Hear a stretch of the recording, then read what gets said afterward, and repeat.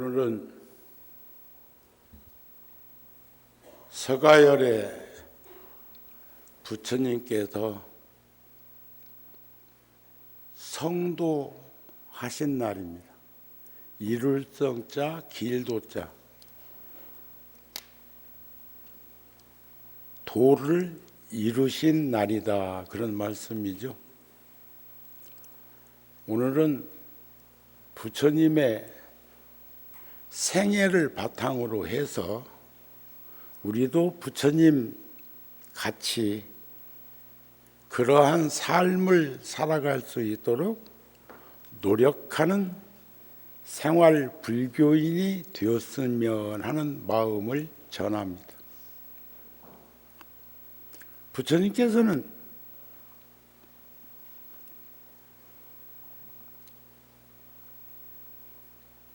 눈빈이 동산에서 우리말로는 탄생이고 티베트 불교 말로는 환생이고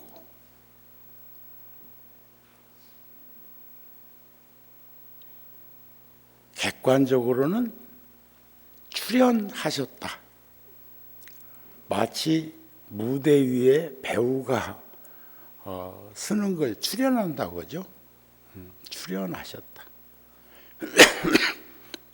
그러면 여기서 우리가 느낄 수 있는 건 과거, 현재, 미래, 어제, 오늘, 내일로 이어지는 것처럼 시공을 초월해서 우리는 신불급 중생이 삼무차별한 자리에서 항상 존재하고 있는 생명체죠. 마음이니 부처니 중생이니 하는 건 무차별이요. 차별이 없대요. 금강경에도 중생이 중생이 아니라 이름이 중생이다, 그런 말 나오죠. 반야바라밀이 반야바라밀이 아니라 이름이 반야바라밀. 이름이라는 것은 명사일 수도 있고 대명사일 수도 있고 그렇습니다. 본성은 비유하자면 금덩어리와 같은 건데 그것을 무엇을 만드느냐에 따라서 모양은 각각 행운의 열쇠도 될 수 있고 황금돼지도 나올 수가 있고, 우리 다 배우로 표현하자면 그 맡은 역할에 따라서 또 탈춤에서도 보면 어떤 바가지를 얼굴에 씌웠냐에 따라서 배역이 달라지는 것처럼 자작자수하고 자업자득하고 자승자박한 거지만 우리는 끊임없이 그렇게 보이는 현상에 노출되어 있다, 그렇게 보시면 되지 않을까. 부처님의 생애를 8폭의 탱화로, 통도사 영산전에 가면 보물로 지정되어 있는 탱화가 8폭으로 이렇게 신중탱화처럼 모셔져 있습니다. 부처님의 과거 생과 현재의 생과 다음 생으로 이어지는 여과정을 8폭으로 했는데 모두 거의 대다수 생각들을 모아보면 어떻게 우리가 느낄 수 있을까? 먼저 팔상도에 대해서 전해드리겠습니다. 서가열에 발상상도도 솔레위상 피남강생상 사문유관상 유성출가상 설산수도상 수화항마상 녹은전법상 쌍림열반 상이로다. 무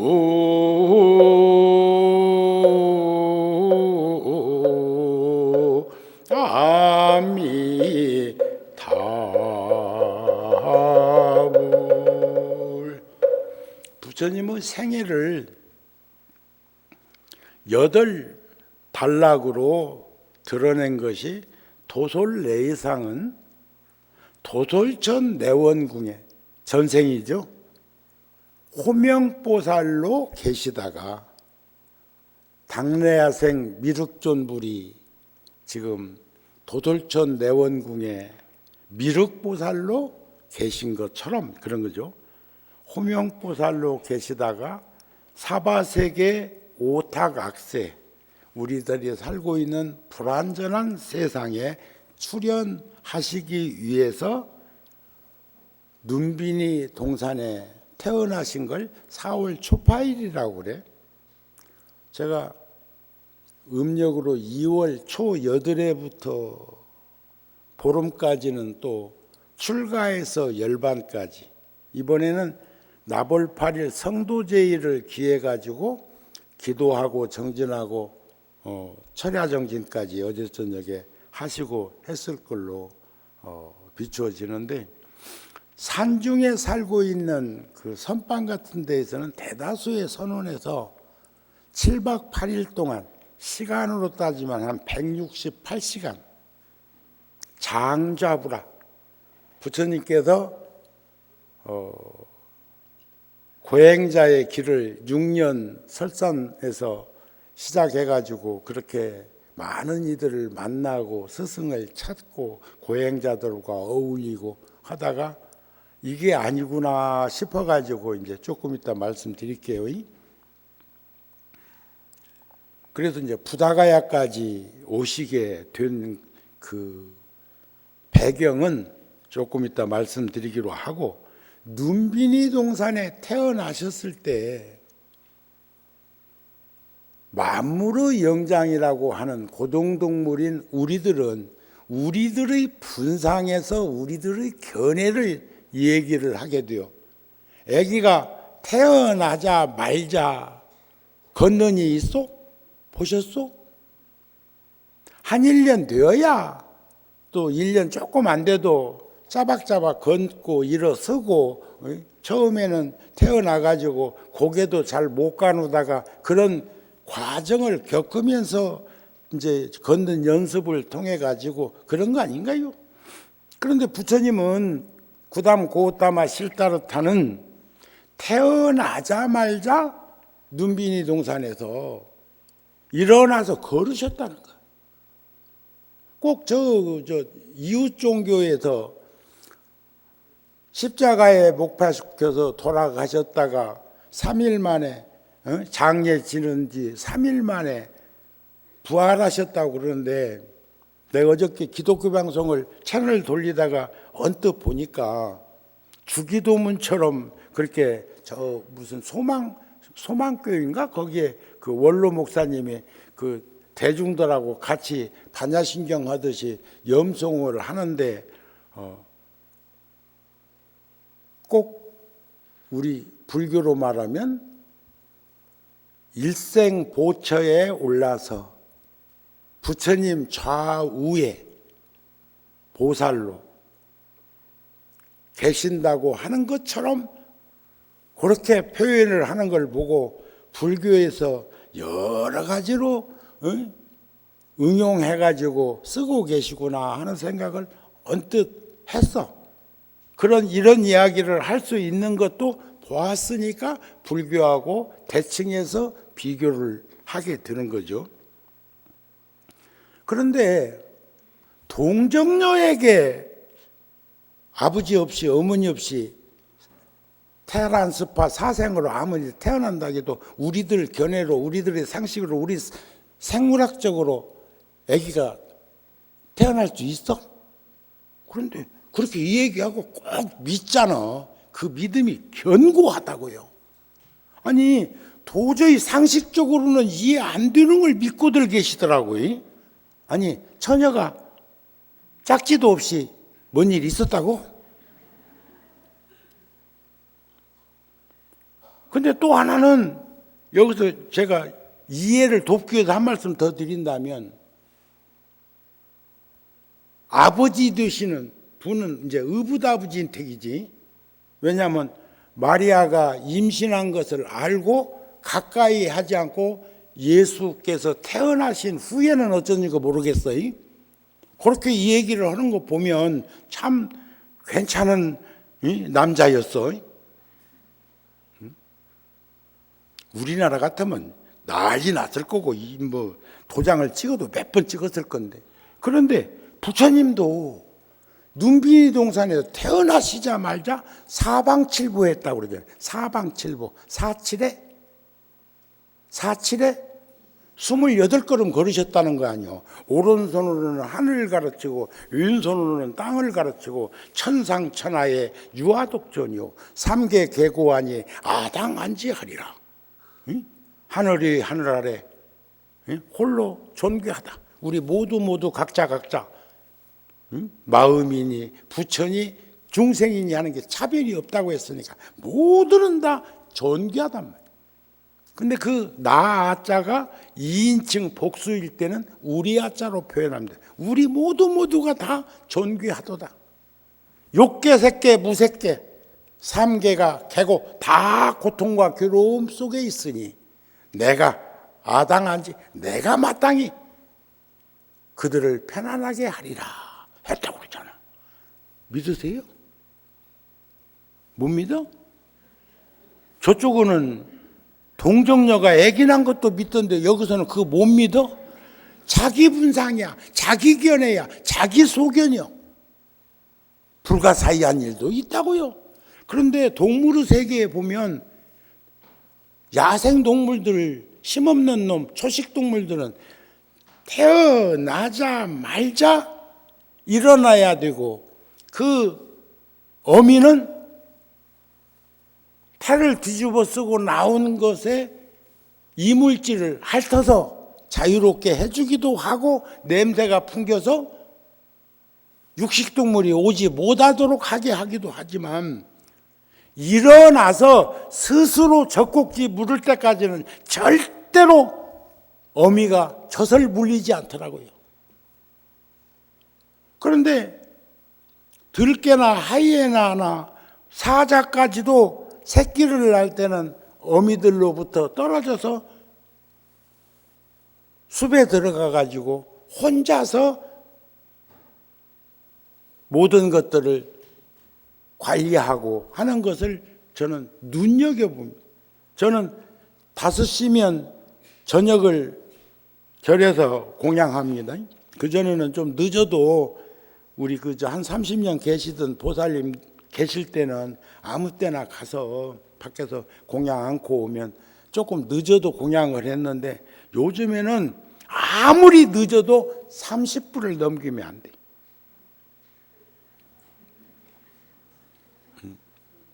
아침도 마찬가지. 방사가 있는데도 우리 별관에서 출퇴근하셔. 그 공양주 보살님들이 구룡산은 4명, 5명 계시거든요. 그러니까 공양 참 언제부터인가 집에서 우리 거사님들이나 자식들이나 식구들이 어머니 눈치 보면서 밥 달라고 하는 거 아닌가 몰라. 어머니가 가정사를 해결하는 것은 당연한 일이고, 아버지가 밖에서 일하는 것은 당연한 일이고, 아이들이 공부하는 건 당연한 일인데, 당연한 일까지도 당연한 것을 뛰어넘으려고 하는 이 부분들에 대해서는 우리가 지혜롭게 눈여겨봐야 할 사안이 아닐까 싶습니다. 그러니까 부처님이 눈비니 동산에 태어나서 사방칠보했다는데, 욕계는 욕심의 세상이요, 색계는 물질의 세상이요, 무색계는 비물질의 세상인데, 거기에 욕계 6천, 색계 18천, 무색계 4천, 28천이 지옥, 악이, 축생, 아수라, 인간, 천당, 이 6도가 거기에 있다는 거예요. 28 그 단락으로 해가지고. 어제 저녁에 혹시 연합뉴스 저녁 늦게, 뉴스가 아니고 연합뉴스 하는 그 방송에서 지구에 대해서, 그때가 한 1시 반, 2시 어제 철야 정진했으니까 그 시간에 뭐 철야 정진 한 분들은 못 보셨겠지만 저는 그걸 우연히 이렇게 채널을 넘기다가 봤어요. 참 그런 그 과학적이고 천문학의 흐름 속에서 진전되고 있는 것은 우리가 상식적으로도 좀 받아들이고 접근했으면 좋겠다는 생각이 들었는데 28천에 두루두루 아니 계신 곳 없으신 부처님, 나보다 더 나를 사랑하시는 부처님이 되실 구담 고다마 실타르타는 태어나자마자 싹수가 그렇게 있었다 그런 말 아닐까? 싹수라고 표현하니까 또 이상하네, 그지? 그 얘기도 제가 조금 있다가 한번 상기시켜 드릴 내용이 있습니다. 그래놓고 생로병사 약육강신하는 것을 보면서 일주일 만에 어머니는 돌아가셨고 그런 등등등등으로 해서 어린 시절부터 생로병사에 대한 의구심을 가졌고 실질적으로 출가도 태어나서 늙고 병들고 죽을 수밖에 없는가 하는 이 명제 때문에 이 의심 때문에 이 숙제를 풀기 위해서 출가를 하셨다고 그래. 근데 하루아침에 출가해가지고 부처님이 되셨겠소. 타급생에 수없는 시간을 그랬는데 마침 우리나라도 동대문은 보물 1호고 서울에 남대문은 국보 1호요. 국보는 같은 유사점을 가지고 있는 것 중에 하나가 국보가 되면 나머지는 국보가 될 수가 없습니다. 나머지는 보물이요. 그런 것처럼 서대문도 있고 홍의문도 있고 뭐 시구문도 있고 뭐 옛날에는 사대문 안에서 사람이 세상을 떠나면 20대까지는 저 왕십리 가는 쪽으로 시구문 신당동 가는 그쪽에 시구문이라는 시신이 나가는 문이 따로 정해져 있어. 남대문이나 동대문이나 이런 데는 못 댕겼다 그런 얘기요. 그때 부처님께서 그 태자가 사문유관하죠. 사문유관 동서남북 그 갑이라국 안에서 거기를 다니다가 생로병사를 봐. 그런데 북문 쪽에 갔을 때 아주 온화한 모습에 맑고 깨끗한 모습의 수행자를 보게 되고 그래서 결심을 해서 깊은 밤에 출가를 한 게 음력으로 2월 8일이야. 29세 때. 그리고 유성출가해서 6년 동안 그 기간이 유성출가상의 근간은 6년입니다. 그 다음에 설산수도를 6년 해가지고 그러다가 정우 스님이 82년도에 단수여권 가지고 인도 성지순례 혼자서 하다가 전정각상 앞전자 바를 정자 깨달을 각자 부처님이 깨달음을 이루기 직전에 고행자들이 있었던 소위 수자타 여인이 유미죽을 올렸던 그 지역 악산입니다. 그리고 지금도 거기에는 천민 불가지촌 신불급 중생이 삼무차별한데 그들은 아주 천민으로 취급받는 그 마을을 지나서 산 언덕배기에 동굴이 하나 있어. 지금은 그 티베트 스님들이 그 사찰을 운영하고 동굴을 관리하고 합니다만 천연 동굴이 있어. 저도 그 전정각산 수자타 마을을 하려고 리련사나 강을 건너갔는데 마침 질러가는 그 길가에다가 소 한 마리를 죽은 소를 갖다가 마을에서 갖다 놓으니까 독수리가 모르긴 몰라도 내 눈에는 100마리 이상이 그걸 잡수시느라고 또 저 티베트 같은 경우는 조장터에 가면은 막 수십 마리, 수백 마리가 막 그 독수리가 그렇게 오는데 그렇게 조장으로 가도 그 주군이가 애착을 놓지 못하고 무명에 쌓여가지고 동의하지 않으면 독수리가 거기 안 온다네. 그러면 거기 조장터에 스님들이 연부를 하고 주력을 하면 어디선가 나타나서 여러분들 다큐멘터리 같은 거 못 보셨어? 그런 건 자꾸 좀 보라니까. 응? 저번에 그 공중파 방송에서도 그 6개월 동안 그 티베트로 해가지고 저 히말라야로 해서 저 파키스탄으로 이렇게 가는 그 길을 비치던데 그 불과 며칠 안 돼. 아이고 정우 스님은 내가 텔레비전만 보고 사나. 근데 우리 눈에 띄는 게 다 법문 소재고 다 새로운 그런 일들이 보인다 그 말이에요.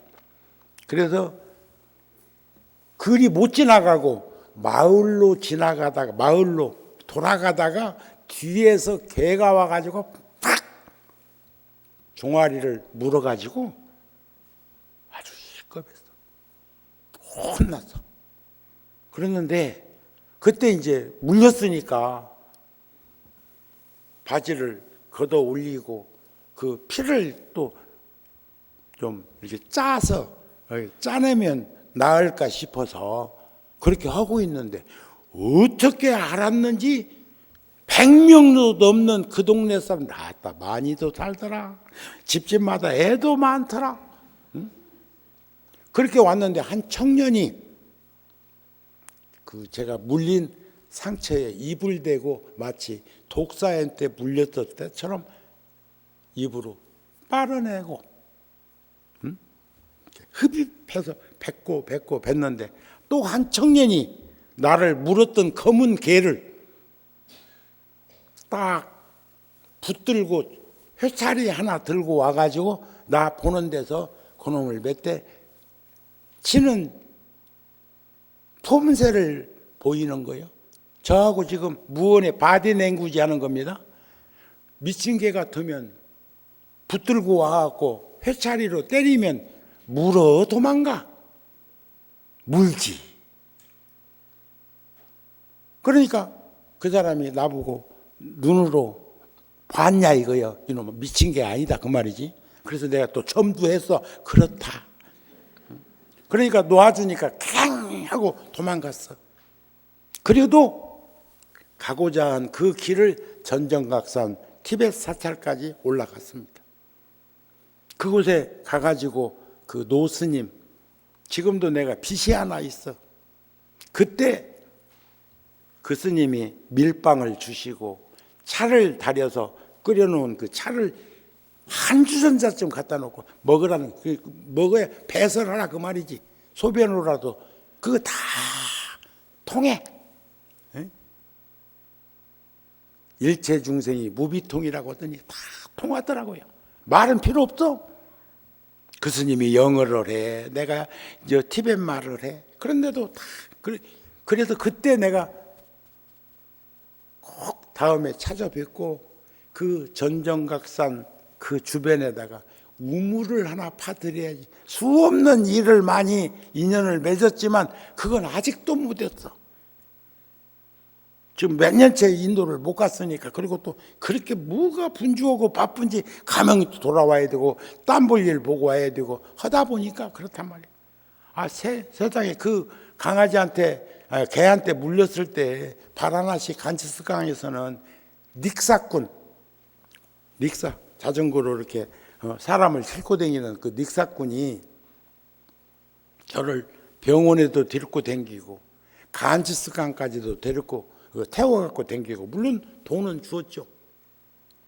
돈은 그때는 100불에 900루피 할 때니까 지금은 그건 7,000루피 한다고 그래. 100불에. 그러니까 그때는 2루피, 3루피면 거기 갔는데 가가지고 몇 시간 있다 왔는데도 그 사람 거기 그대로 있어. 그러면 또 태워줘. 그러면 버마절, 투리스트 방갈로 옆에 있는 버마절에 데려다 주곤 했는데 제가 이제 여러 날마다 주사를 맞으러 안 댕겼습니까? 그런데 병원에도 가면 수백 명씩 줄 서 있어. 수백 명씩. 그런데도 또 간호사는 어찌 나를 보았는지 come in 해서 불러. 그리고 그렇게 눈시울을 붉히면서까지 안타까워하고 미안해 생각하고 먼저 치료를 해주고 주사를 놔주고. 근데 주사를 인도는 시프에다가 근육 주사를 놓는 게 아니고 배에다 놓대. 배에다. 근데 그때도 걔한테 물렸을 적에 그 사람들이 그랬어. 인젝션 하면서 배를 쿡쿡 쥐어박으면서 주사 맞으라고 해서 우리 어렸을 때 그랬잖아요. 개한테 물리면 뭔 일이 있다고 그래서 개 털을 이렇게 태워가지고 기름에 재가지고 바르기도 하고 하는 그런 것을 어렸을 때 이야기를 들은 것도 있고 하니까 혹시 임신할까 봐서 배에다가 주사 놓는가 싶었어. 병원체가 배에서 문제 생기는가 했더니 그게 아니야.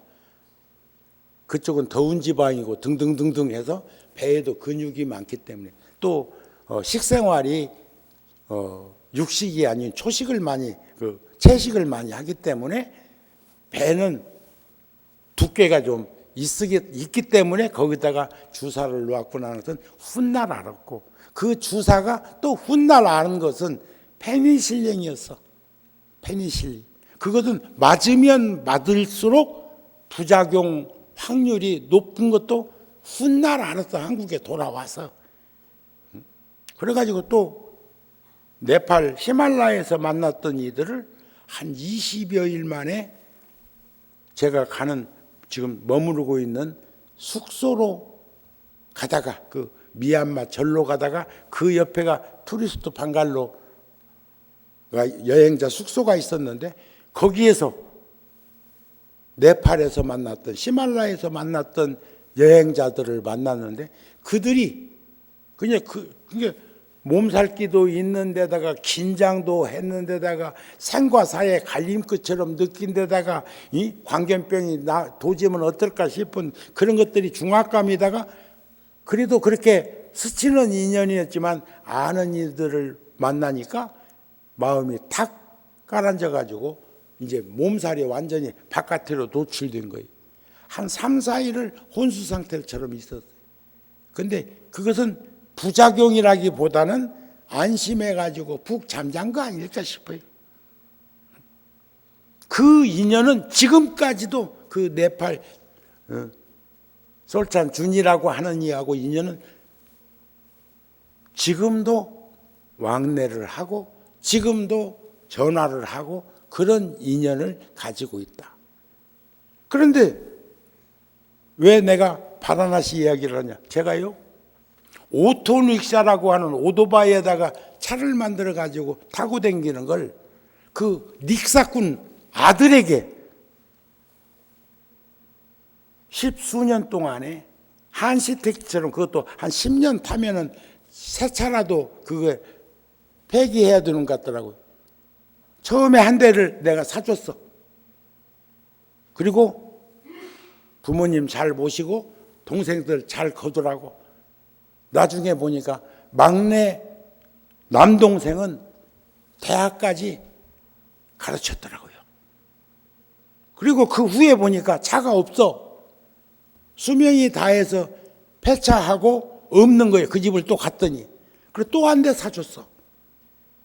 지금 아마 한 5, 6년 됐으니까 지금도 운전하겠지요. 먹고 살겠지요. 부모님은 살아 계신지 궁금하지요.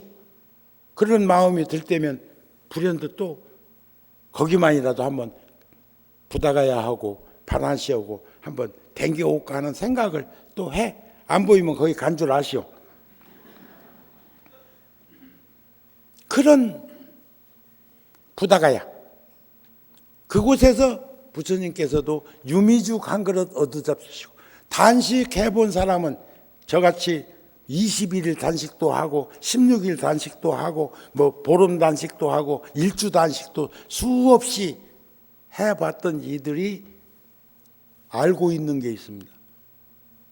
일주일 단식을 하고요, 다시 일주일을 더 하고 싶으면 그때 사과 반쪽을 가려서 즙 내서 가재순에 꾹 짜가지고 반컵도 안 되는 그 액을 티스푼으로 떠서 한 입 침이 모일 때만큼 물고 있다가 삼키고 한두 시간 걸려서 그것을 먹고 일주일 단식을 한다면 그냥 단식한 것보다 훨씬 수월합니다.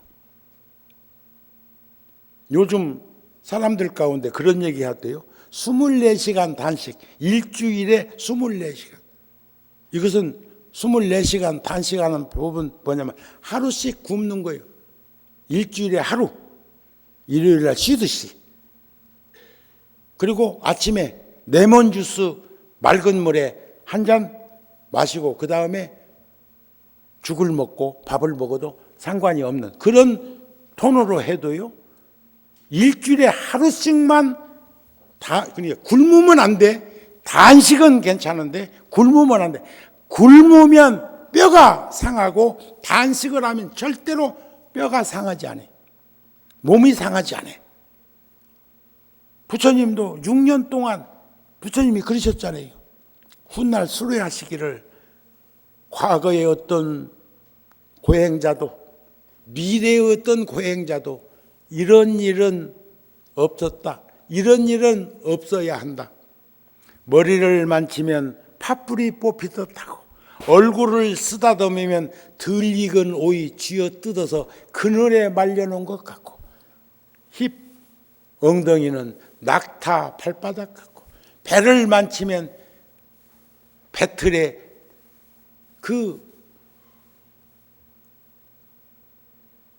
그것을 만지는 거 갈비뼈가 다 잡혔다 이거죠.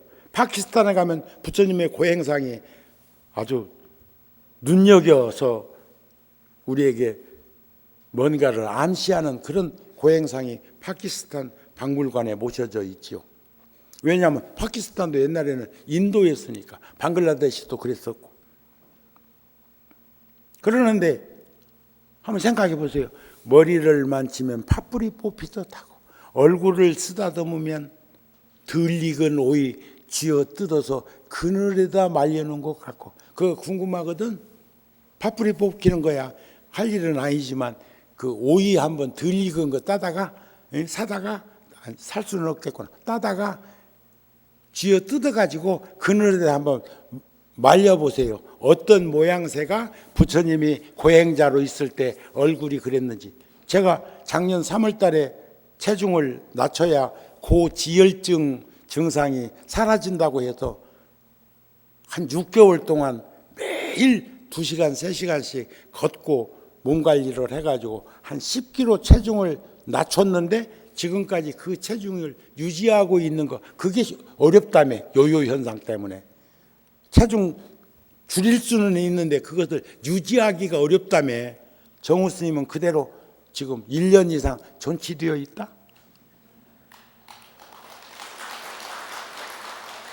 그리고 그 증상은 정상으로 회복했고.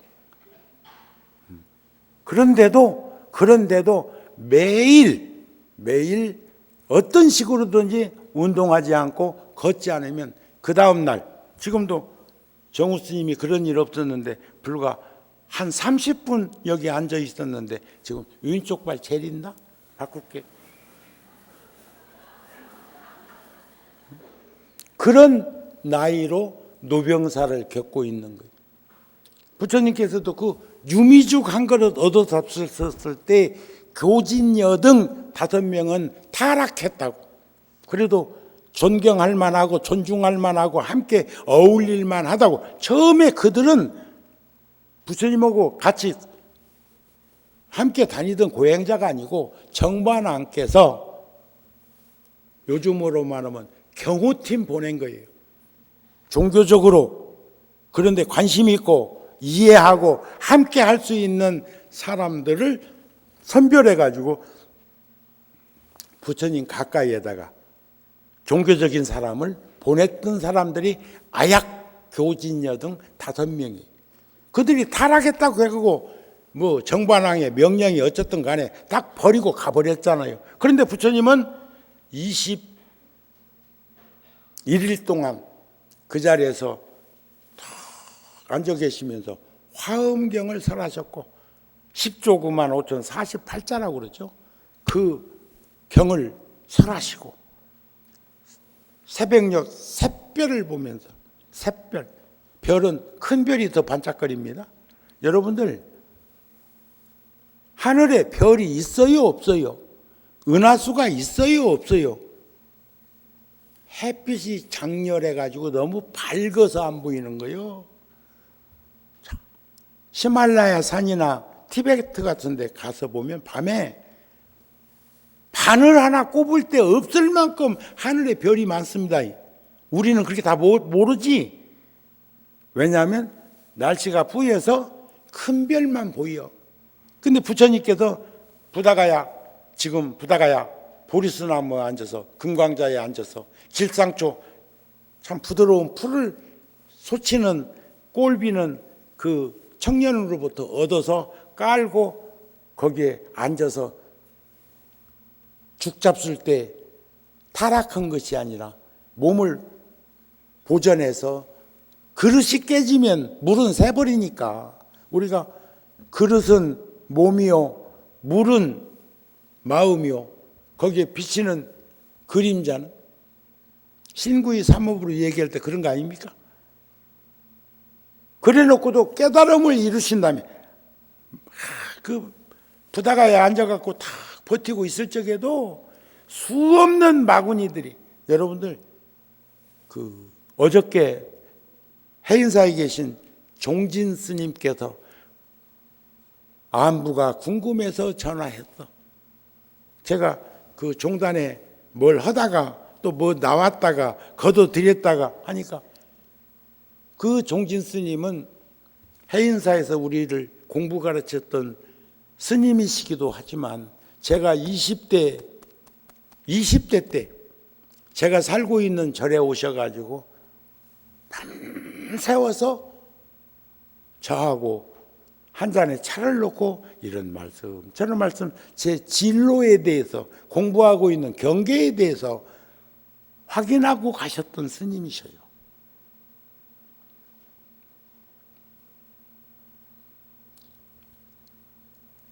그런 일들이 쉽게 진행되는 일들은 아닌데 부처님께서도 깨달음을 이루시고 나서 6년 동안 많은 맺은 인연들을 살펴보시다가 선정산매에 들어서 보니까 그분은 돌아가셨고 그 신세진 분들 떠올리는 거죠. 지금 깨달은 사제 팔정도 12연기 육바라밀에 대한 이런 성문소승 영각중승 보살 대승법을 설하기 위해서 보리수화에서 금광자에 앉으셔서 깨달음을 이루시고 21일 동안은 화엄 차례를 설하셨지만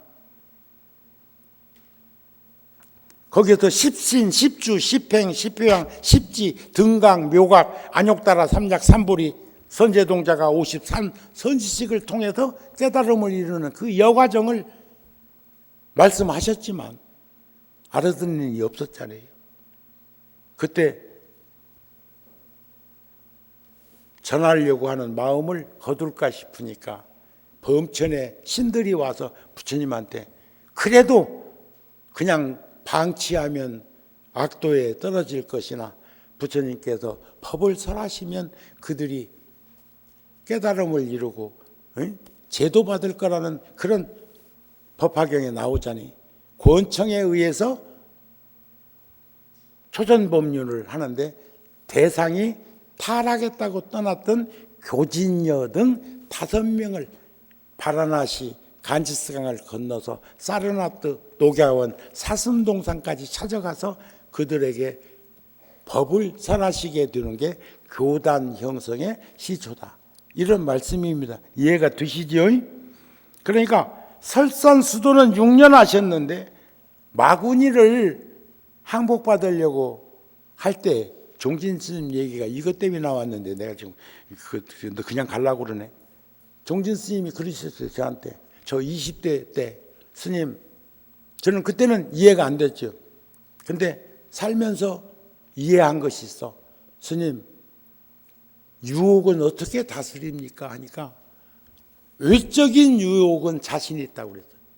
바깥으로부터 유혹은 인식기관으로 인식 대상을 인식작용해서 12육근 육경 육식으로 벌어지는 일은 내가 충분히 감당할 수 있는데 내면에서 일어나는 유혹은 아직도 난 자신 있다고 말할 수는 없다. 우리들도 그런 거 아닌가요?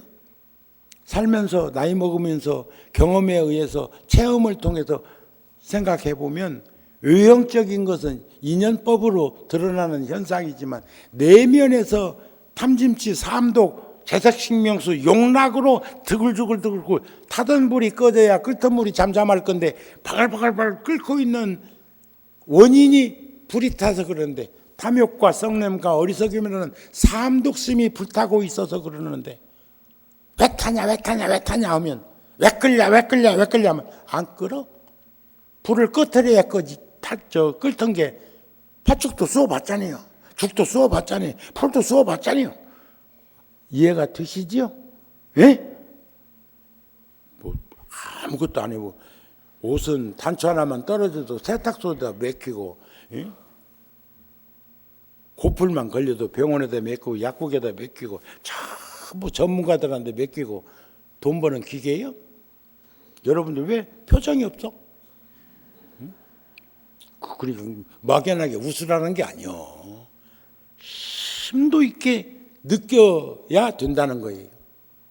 자, 부처님이 6년 고행한 것을 어찌 이 짧은 시간에 다 말할 수가 있겠습니까만, 그러나 부다가야에서 마구니를 조복받는 배경이 그런 거예요. 아까 종진 스님께서 저 40년도 넘은 한 40년 전쯤에 하신 말씀처럼 나는 바깥의 경계는, 바깥의 유혹은 견딜 수 있는데 내적에서 일어나는 이 유혹은 아직 자신 있다고 말할 수 없어. 얼마나 인간적인 스승입니까? 얼마나 감사한 가르침입니까? 근데 그게 나도 살아보니까 알겠더라. 그런 말이. 유혹에 떨어지지 마십시다. 부처님도 마찬가지야. 고타마 실타르타여 가비락으로 돌아가라. 가비락으로 돌아가면 왕도 될 수 있고 태자의 자리도 보존할 수 있고 야수라는 철새 미인이 가족이고 나오라. 그러니까 내면에서 막 유혹을 하는 거예요. 그것을 전부 다 거둬들이는 그 조복받는 것이 수화항마상이고, 그리고 범천에서 부처님께 법을 설해주기를 권해서 시작된 출발점이 45년 동안 전법교화의 길, 저 길을 떠나자.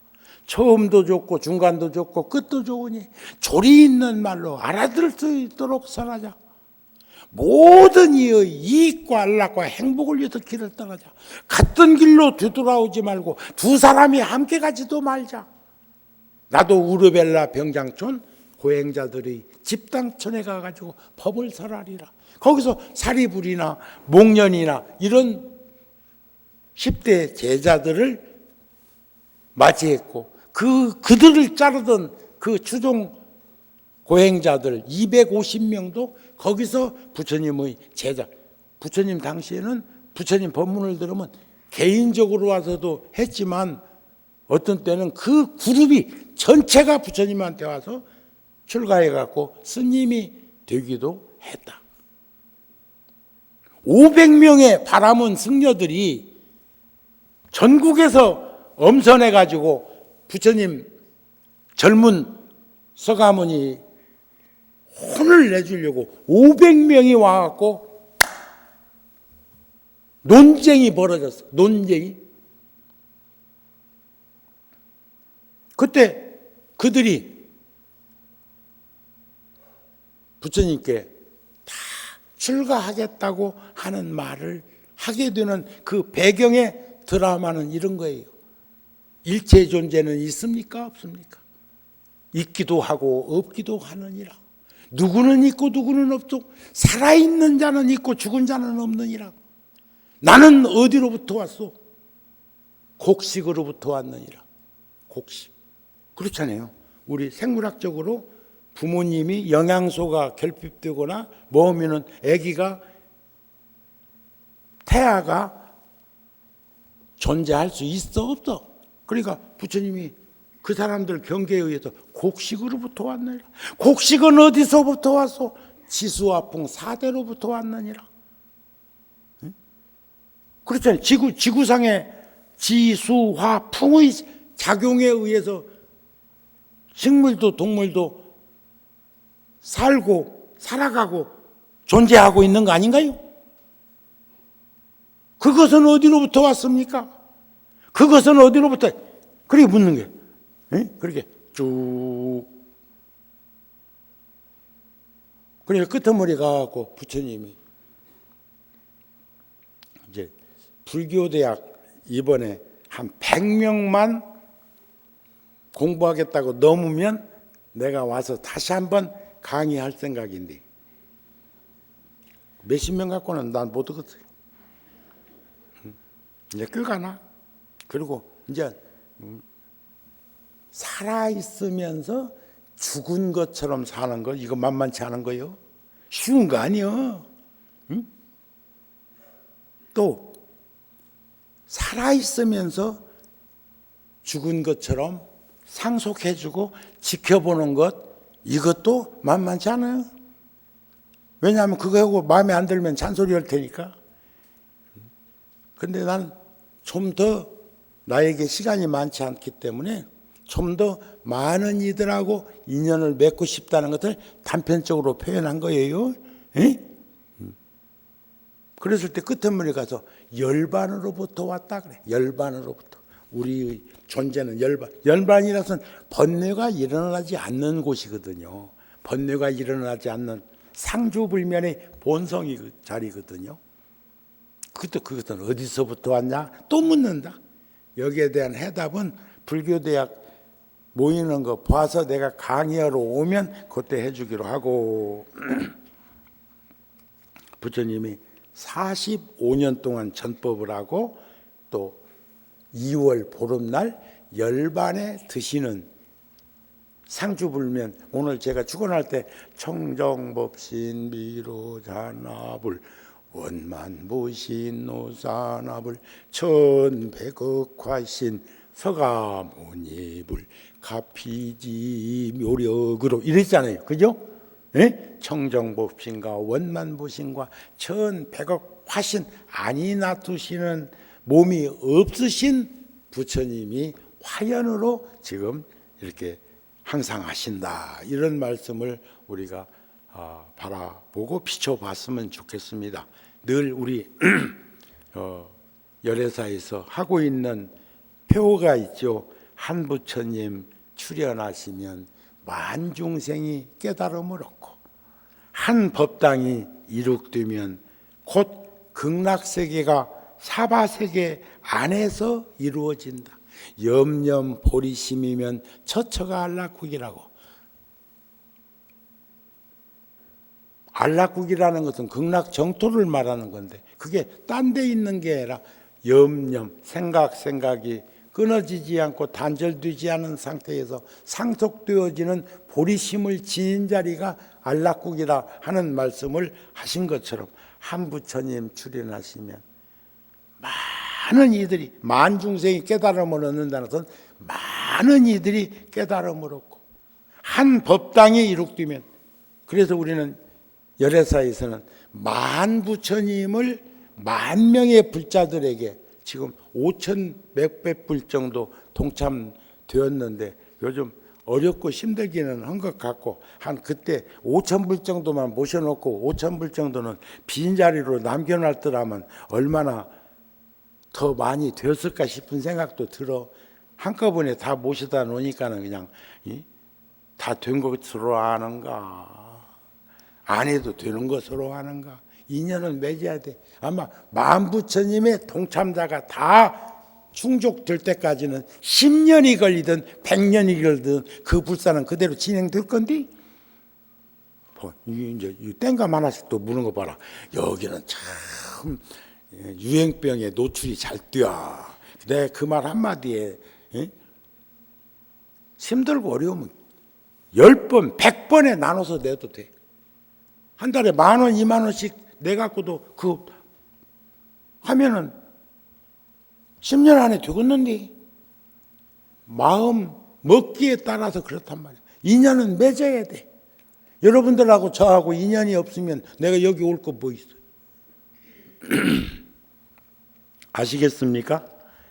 제가 그동안 해오고 있는 일들을 한 가지씩 한 가지 떠올려 보기도 하고 차근차근 그것을 곱씹어 보기도 하고 하면서 지금에 이르고 있습니다. 지금은 미국에서 상상할 수 없는, 한국에서는 제 복력으로는 도저히 상상할 수 없는 일들이 지금 뉴욕에서 30만 평 사찰 부지에 한국의 전통 사찰을, 한국에도 그런 법당을 지을 수 없는 일들을 지금 하고 있거든요.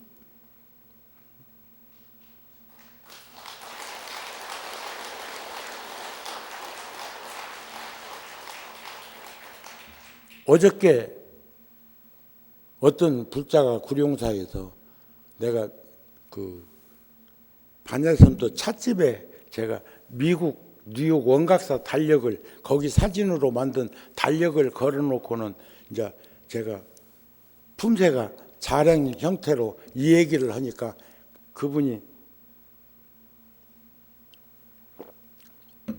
자기도 모르게 툭 튀어나온 말이 돈 많으세요? 그런데 그 반야센터에 판문점 JSA 거기서 우리 법당에서 5km 가야 남북 정상이 회담했던 장소가 나옵니다. 회담 장소. 바깥에 있는 분들이 1년에 10만 명, 12만 명 그 내방하는데 내방 계획은 승인을 받고 들어가면 우리 법당 앞 주차장까지는 100% 와서 차에서 내려서 5km 더 들어가는, 개성 쪽으로 더 들어가는 판문점에 갈 적에는 군에서 제공한 차로 바꿔 타고 들어갑니다. 거기다가 저를 제가 군종교구 소임 볼 때 하나 지은 게 뭐예요? 무량수전 지었잖아요. 16개국에 6.25 때 참전했던 전사자 위패를 모셨잖아요. 그것도 62.5cm로. 탁자와 창문의 사이가 딱 해놓고 보니까 65.5cm가 떨어져서 그 키로, 그 크기로 상당히 거의 62.5cm가 작은 거 아니더라고. 키에다 한번 보태봐요. 내가 1m 75였는데 여기다 62.5cm 보태봐. 2m 30이요. 그게 작은 높이가 아니라고요. 그리고 600관으로 평화의 종을 달고 그랬는데 지금 한미연합사 한국사령관이 김병주 대장, 여기 34단장도 했던 분입니다. 나한테 제안이 들어왔어. 스님, 사찰 이름 하나 붙이시죠. 그냥 무랑수전이라고만 하지 말고 해서 협의한 것이 우리말로는 유엔사. 유엔사. 사자는 절사자예요. 유엔은 영어고. 그래놓고 거기다가 안내판에다는 유엔 부디스 템플. 그렇게 이름 명명식 했습니다. 12월 23일 날, 동지 다음 날.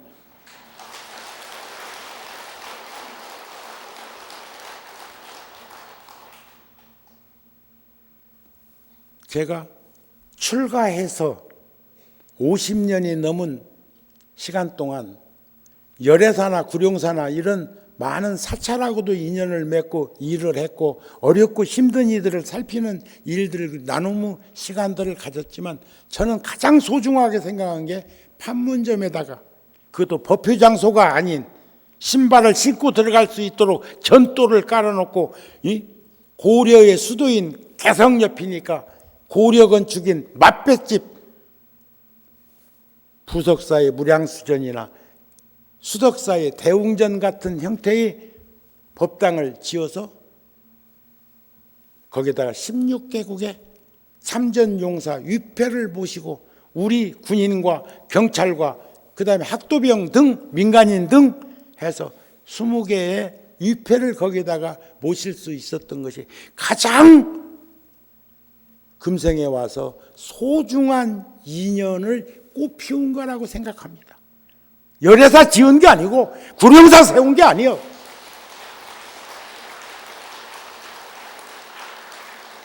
16개국 참전용사들의 그 피를 통해서 우리는 자유민주주의의 근간을 지킬 수 있었고 우리 백성들의 우월성으로 치부할 게 아니라 우리의 힘과 용기와 지혜가 배열을 딛고 일어서서 10대 경제 대국으로 성장할 수 있었던 우리의 선조들, 우리들의 선배들에게 찬사의 감사를 보내고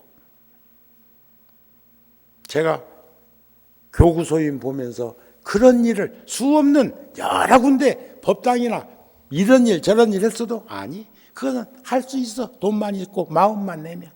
그러나 그 무량수전은 돈 가지고 되는 일이 아니었어. 그 10억 더 들었습니다. 구룡사 열애사에서 먼저 뭔 일을 하려고 할 때 내 경험인데 지는 안 내고 남 보고 내라고 안 해. 지가 먼저 어떤 식으로든지 내야 돼. 우린 나이 먹을수록 이런 부분인데 마음 써야 되는 그런 일들이 있다는 것을 의미하는 것이 아닐까. 전 그것을 가장 출가해서 금생에 수없는 인연을 맺었지만 가장 값지고 소중한 인연의 연꽃을 피웠다고 생각하는 곳이요. 아셨죠? 두 번째는 그 미국이 6.25 때 연인은 179만 명, 약 180만 명이 우리나라 군이 60만 명이고 우리나라가 6.25 때 100만 명 이상의 희생과 30만 명 이상의 이산가족이 생겼는데 거기에서 미국이 그래서 작년에 제가 푸에르토리코 6만 1000명이 6.25 때 참전해가지고 856명이 전사하고 유일하게 그 이름 없는 군인으로 와가지고 미국 이름으로 와가지고 참전했던 그분들이 아직도 2000명이나 생존해 계신데 허리케인으로 그 어려움을 겪을 때 대한민국에서는 아무도 그것에 대해서 알지 못하고 있고 알지 못하니까 행동하지 못하고 있을 때 구룡사 열애사에서 3천만 원을 먼저 종단에서 내놓고 제가 종단에서 모금을 해가지고 그것도 거의가 다 스님들이 내서 심지어 통도사의 월화 노스님의 제자들이 노스님의 은혜를 기리기 위해서 법인을 설립했는데 거기서도 3천만 원 냈어요. 그렇게 해서 중남미 쪽에 있는 허리케인 그 피해 지역인 푸에르토리코에다가 30만 불을 가지고 가서 나눠드렸어요. 300명에게 한 사람당 1000불씩. 그러기만 한 게 아니라 우리는 살다 보면 미국 사람들도 국가 이익을 위해서 그러겠죠. 저 멕시코 쪽에다가 장벽 치는 거 봐봐. 지금 뭐 미국 같은 나라가 공무원들 월급도 뭐 안 주고 있다고 그러잖아요. 지금 못 주고 있다고 그러잖아요. 돈이 없어가지고 매달 집행하는 금액이 정해져 있단 말이지. 그런데 미국을 흉보고 욕할지라도 비난하거나 그럴 일은 아니라고 생각합니다. 미국으로 인해서 우리는 자국의 이익을 위해서 한국이 필요했을 수도 있지만, 그러나 공산주의로부터 우리를 지켜주었고 분단되었지만, 4대 강대국의 농간에 의해서 분단은 되었지만 그래도 우리는 여기까지라도 올 수 있었지 않느냐고 생각해 보면 미국에게 고마운 마음 가져야 됩니다. 우리가 이렇게 살 수 있는 다양한 일들 중에 지금 700만 명이 해외에서 대한민국 국민들이 살고 있답니다. 700만 명. 유동인구 말고 그런 과정 속에서 저는 인연을 맺어서 뉴욕에다가 한국 전통 사찰을 통해서 한국 불교 문화도 전해주고 싶었고 고마움도 전해주고 싶었고 그곳에서 부처님의 가르침 전해드리고 싶어서 하는 일에 대해서 전 후회하지 않습니다. 힘들고 어려워도 극복해야 되고 그러한 확신과 믿음을 가지고 있습니다. 여러분들께서도 지금 제가 한국에서 불사금 동참받아가지고 그 절 짓는 거 아닙니까? 열애사나 구룡사에서는 상상할 수 없는 돈, 미국 사람이, 미국 노인이 한 20억 정도 시주한 분도 있어. 거기 지금 96살입니다. 한국 나이로 생존해 계셔. 그런데 부인이 이번에 50만 불, 약 5억 5천만 원 또 했어. 왜냐하면 지금 해야 될 일은 있는데 많은데 갈무리 쳐야 되는데 돈이 없으니까. 신도 회장이라고 하시는 분은 저한테 카톡이 장문으로 와서 이번에 UN 부디스트 템플 거기 명명했다고 하는 것을 카톡으로 사진이랑 보내드렸더니 그 두 분이 한국에 오셨을 때 판문점 그 절 지은데 갔다 오시고 거기 가서 미국에서 성공하신 분들이고 미국에서 어려움을 극복한 분들인데 거기 가서 그 위패를 바라보고 부처님 바라보고 눈물을 흘린 게 아니라 위패 모셔놓은 걸 보고 하염없는 눈물을 흘렸다는 카톡을 받은 적이 있거든요. 그 보살님은 당신들이 가지고 있는 돈을 은행에다 담보로 잡히고 원각사라는 절에서 불사금으로 50만 불을 융자 받고 5년 거쳐서 이자와 10만 불씩 제가 갚겠습니다. 그렇게 해가지고 그 은행하고 지금